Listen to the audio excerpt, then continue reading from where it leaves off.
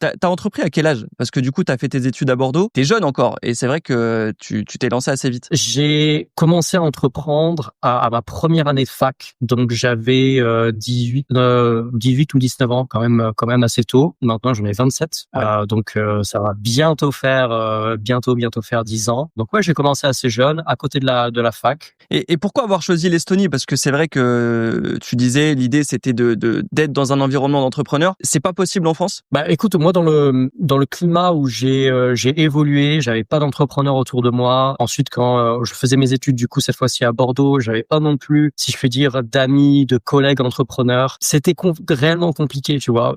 Quand tu n'as pas d'entourage d'entrepreneurs, quand tu n'as pas de famille d'entrepreneurs, tu vas être à peu près contraint de faire toutes les erreurs possibles en entrepreneuriat. À partir du moment où j'ai su qu'il y avait des personnes qui faisaient plus ou moins la même chose que moi, c'est-à-dire de l'entrepreneuriat en ligne dans un autre pays et qui avaient plus ou moins le même âge, je me suis dit, c'est en apprenant auprès de ces personnes-là que je vais pouvoir vraiment faire un bond en entrepreneuriat. Et donc pour moi, l'Estonie, ça a été une évidence de par le réseau que je connaissais là-bas, mais aussi par les démarches administratives que tu connais très bien. C'est très facile de s'expatrier en Estonie. C'est vraiment pensé pour. Donc c'était très très attractif en tant que première destination d'entrepreneuriat.